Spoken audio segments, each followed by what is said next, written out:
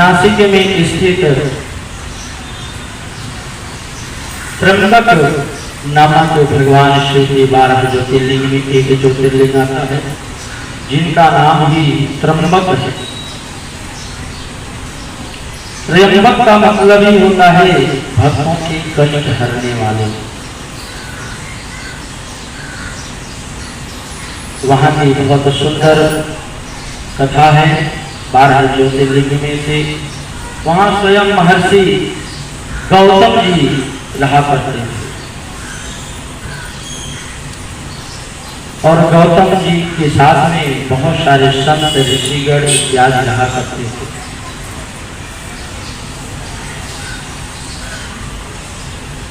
गौतम जी अपनी पत्नी के साथ में गौतमी जी के साथ में रहा करते थे, परंतु उनके साथ में रहने वाले साधु संत ब्राह्मण जन उनसे बड़े द्वेष किया करते, क्योंकि भगवान के निकट कोई जाने लगे तो उसका विरोधी भी बहुत बढ़ जाते हैं। आप कोई अच्छे कार्य करने लगे तो आपका भी विरोध होने लगेगा, और जब मनुष्य कोई अच्छा कार्य करता है तो उसमें बाधा भी अनेकों प्रकार से आती है। परंतु संत जी कहते हैं कि बाधा कितनी भी हो, लक्ष्य अगर आपका मजबूत है तो एक दिन आपको लक्ष्य अवश्य प्राप्त होगा। जहाँ देव स्नान होता है वहां पर भी राक्षस लोग रहते हैं। गौतम जी जहाँ रहते थे वहां ब्राह्मण साधु जन रहा करते थे, परंतु उनका स्वभाव राक्षस वाला था।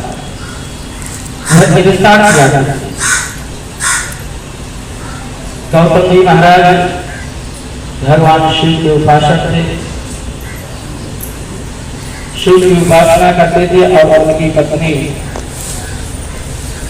उनके यज्ञ अनुसार में सहयोग किया करती थी, क्योंकि पत्नी धर्म का कर्तव्य ही यही है कि पति जिस धर्म को करे उस धर्म में अपना पूर्ण सहयोग देना चाहिए। और गौतमी जी भी गौतम महाराज की पूर्ण सहयोग देती थी। यज्ञ अनुष्ठान, गौशाला इत्यादि को सुरक्षित रखना, उसकी सेवा देखभाल करना। और गौतम महाराज स्नान इत्यादि अनेक प्रकार करके भजन कीर्तन में लगे रहते और सारा देखभाल गौतमी जी करते थे। परंतु गौतमी जी से ईर्ष्या करने वाले उनकी ही सखियां अपने पतियों से कहने लगे कि गौतमी जी अपने आप को पतिव्रता नारी के रूप में जानी जाती हैं, और मैं चाहता हूं, स्त्रियां कहती हैं कि मैं चाहती हूं कि तुम उनकी परीक्षा लो। ब्राह्मणों और साधुओं ने कहा कि ये देवी, गौतम और गौतमी की परीक्षा लेना उचित नहीं है, और जहां रहते थे जिस वन में वहां जल का बड़ा अभाव था, जल नहीं था। जल के लिए बहुत दूर जाना पड़ता था जल लाने।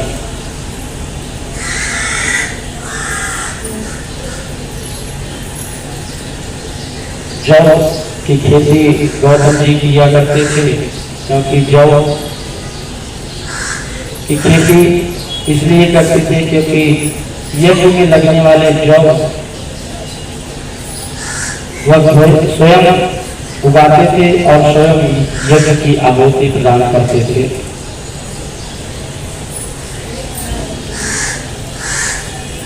एक दिन ब्राह्मणों ने, साधुओं ने एक युक्ति लगाई और मरीली सी गाय लाकर उनके खेत के पास छोड़ दिया,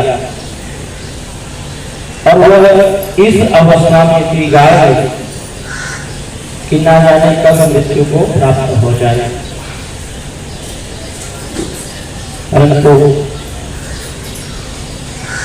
गौतम और गौतमी की परीक्षा हेतु वह गाय लाकर उनके दरवाजे पर छोड़ देते हैं और गाय हरी हरी जौ की खेती में अपना मुंह डालती है खाने के लिए। और गौतम महाराज जब उसे देखते हैं, उठते हैं, उसे हाँकते हुए उन्होंने सोचा कि बाहर निकालूं, नहीं तो जौ की खेती नष्ट कर देगी। और जौ की खेती नष्ट हो जाएगी तो भगवान का आहुति नहीं हो पाएगा। इसलिए वह जाते हैं और एक घास के तिने को उठाते हैं और जैसे ही हाथ को उठाया वैसे ही डर के मारे वह गाय वहीं पे अपना प्राण त्याग देती है। उनके घर के किनारे किनारे ऋषियों, संत और उनकी पत्नियां भी वह हाय हाय करते हुए गौतम जी के निकट आ जाती हैं और कहती हैं कि आप साधु होकर, सन्यासी होकर आपने एक गाय की मृत्यु कर दी, आपको गौ हत्या का पाप लगता है।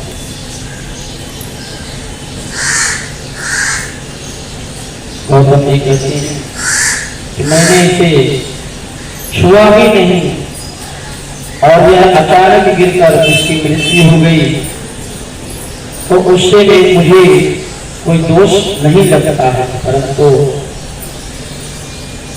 संतों ने कहा नहीं, आपसे अपराध हुआ है और गौ हत्या सबसे बड़ी हत्या होती है, ब्राह्मण हत्या सबसे बड़ी हत्या होती है, बाल हत्या सबसे बड़ी हत्या होती है। यह तीन हत्या का पाप बहुत विकट होता है और मनुष्य को इस पाप से छूटने में बहुत यातनाएं करनी पड़ती है।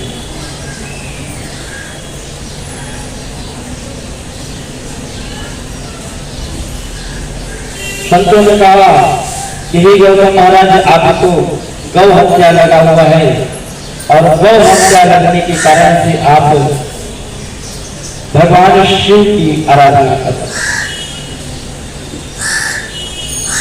कहा शिव आराधना कहाँ? भगवान ने, संतों ने कहा कि आपको सहस्त्र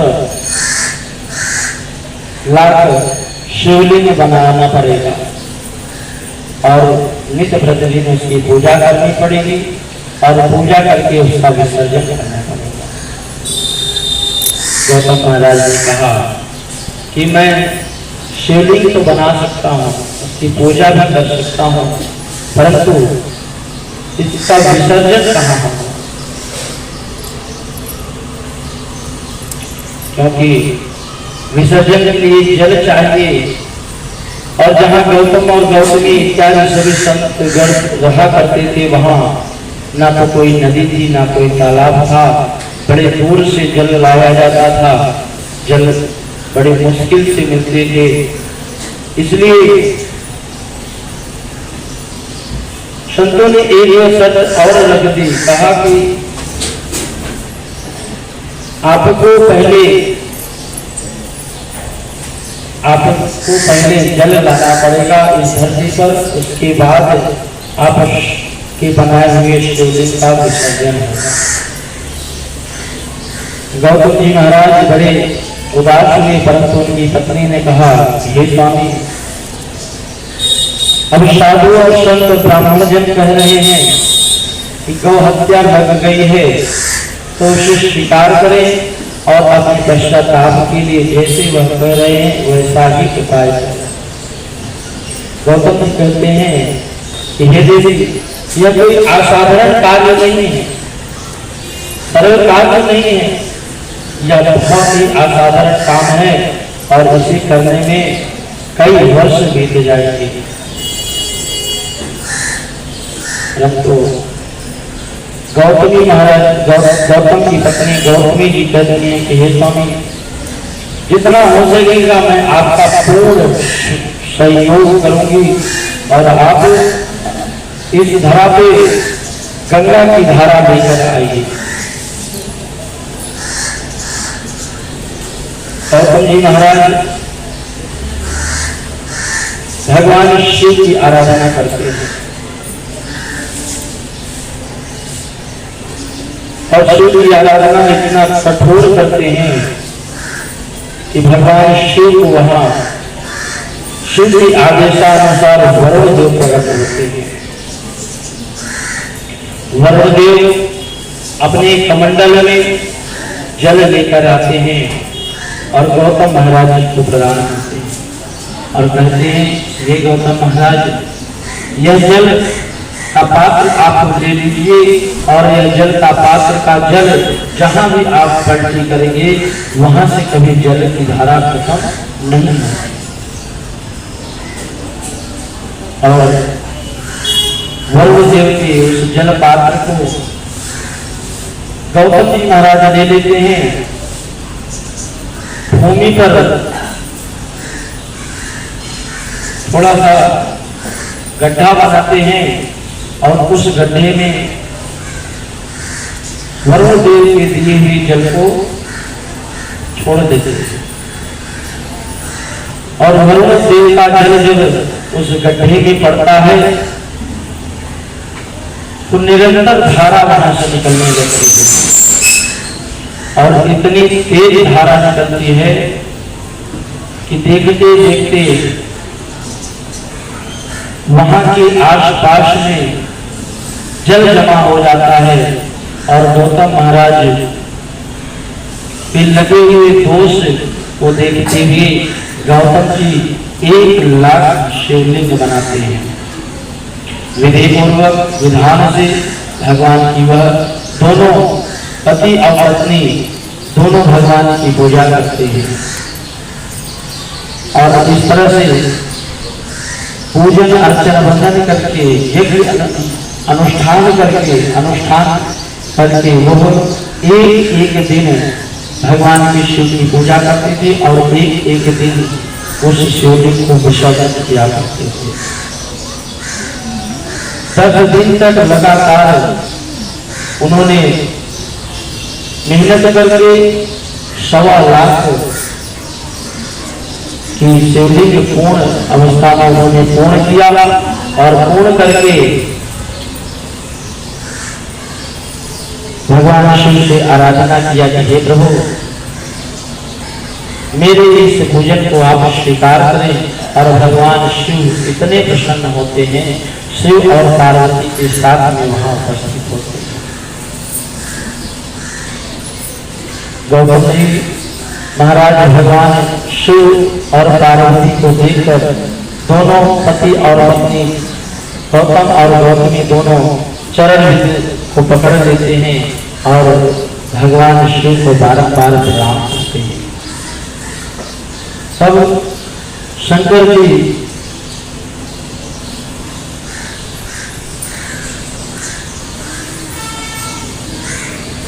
गौतम महाराज से पूछते हैं, इसी गौतम जी, आप इतनी घोर तपस्या आपने क्यों किया? गौतम जी कहते हैं कि ये प्रभु, यहाँ के रहने वाले ब्राह्मणों ने और साधुओं ने कहा कि मुझसे गौ हत्या हो गई है और गौ हत्या सबसे बड़ा पाप होता है और उस महापाप का शमन करने के लिए आपकी पूजा अवश्य करनी चाहिए, इसलिए मैं आपकी सेवा और पूजा कर रहा था। भगवान शंकर जी कहते हैं कि ये गौतम और गौतमी, तुम पर झूठे आरोप लगे हैं, तुम पर झूठे आरोप लगे हैं, तुम पर कोई भी गौ हत्या का दोष नहीं है। तब तक भगवान और शिव और पार्वती को देखकर वहां से रहने वाले जितने नर और नारी थे, साधु संत, उनकी पत्नियां सब गौतम और गौतमी की उस कुटिया में आ जाते हैं जहां भगवान शिव साक्षात विराजमान, शिव और पार्वती विराजमान रहते हैं। भगवान शिव बड़े ही क्रोध में आकर वहां के रहने वाले सभी को दंड देने के लिए कहते हैं, परंतु गौतम और गौतमी दोनों भगवान शिव से कहते हैं कि हे प्रभु, हे कृपानाथ, आप भक्तों पर अपार कृपा करने वाले हैं और आप मुझ पर ये कृपा करें। अगर ये लोग मुझ पर दोष न लगाए होते तो शायद मैं आपको नहीं प्राप्त कर सकता, क्योंकि अगर इन्होंने दोष न लगाया होता तो आपको प्राप्त करने का, आपकी सेवा करने का मेरे मन में अभिलाषा जागृत ही नहीं होती, और आपको प्राप्त करने में इनका पूर्ण सहयोग है। इसलिए आप इन्हें क्षमा कर दीजिए और मेरी एक इच्छा है जो आप पूर्ण कर देंगे। भगवान शिव ने प्रसन्न होकर गौतम और गौतमी को कहा कि हे ऋषिवर, आपको कौन सा वर चाहिए, मैं आपको वह तत्काल प्रदान करूंगा। और गौतम और गौतमी ने कहा कि हे प्रभु, इस नगर में जल नहीं है, गंगा की धारा नहीं है, जिससे यहाँ के संतगण, ऋषिगण, भक्तगण, ब्राह्मण जन गंगा स्नान कर सके, अपने आत्म शुद्धि, बाह्य शुद्धि को कर सके। इसलिए वरुण देव के लिए हुई उस जल में आप विराजमान हो जाइए, क्योंकि भगवान शिव की जटा में गंगा जी विराजमान होती है। और इस तरह से गौतम और गौतमी की इस बात को सुनकर भगवान शिव बड़े ही प्रसन्न होते हैं और शिव और पार्वती उसी वरुण देव के लिए हुए जल में समाहित हो जाते हैं, दिव्य रूप में, ज्योति रूप में, और उस जल से गंगा जी की धारा निकलने लगती है। और गंगा जी की धारा, पवित्र धारा से वह पूरा नगर सुशोभित देता है। और उसी जगह पे भगवान शिव और पार्वती अपने ज्योति स्वरूप में विराजमान है, जिन्हें त्र्यंबकेश्वर महादेव के नाम से जाना जाता है। और त्र्यंबकेश्वर महादेव की बुलाने वाले गौतम और गौतमी हैं। भक्तों की इच्छा पूर्ण करने के हेतु भगवान शिव सदा तत्पर रहते हैं और भगवान शिव भक्तों की कल्याण हेतु त्र्यंबक नाम ज्योतिर्लिंग के समस्त अभिष्ट पाप को निवारण करने वाले और मोक्ष प्रदान करने वाले ऐसे महाशिव त्र्यंबकेश्वर महादेव वहां पर विराजमान हुए। बोले त्र्यंबकेश्वर महादेव की जय, सिंहेश्वर महादेव की जय। ओम नमः शिवाय, ओम नमः शिवाय, हरे हरे बोले नमः शिवाय, ओम नमः शिवाय, नमः शिवाय, हरे हरे बोले नमः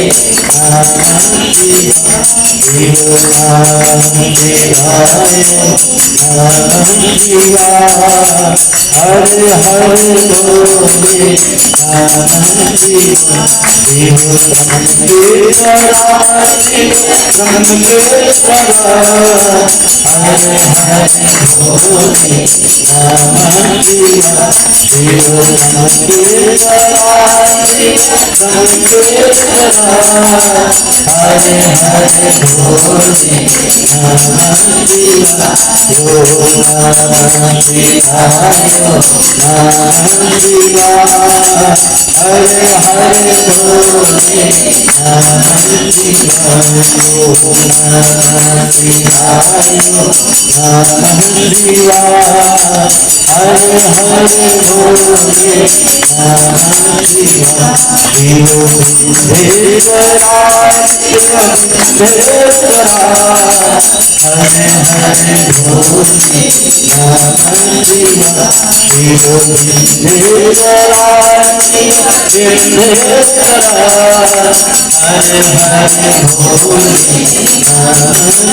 हरे बोले नमः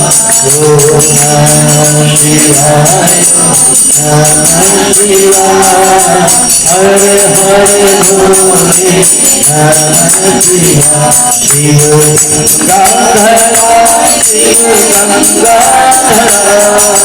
हरे हरे भोले नमः शिवाय शिव गंगाधरा शिव गंगाधरा हरे हरे भोले नमः शिवाय हरे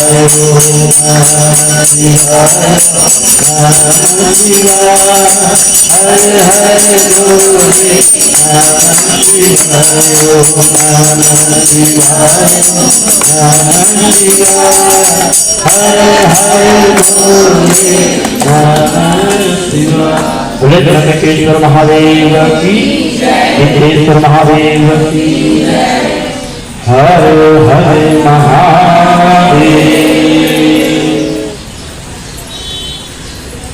पाप मोचनी गंगा जी और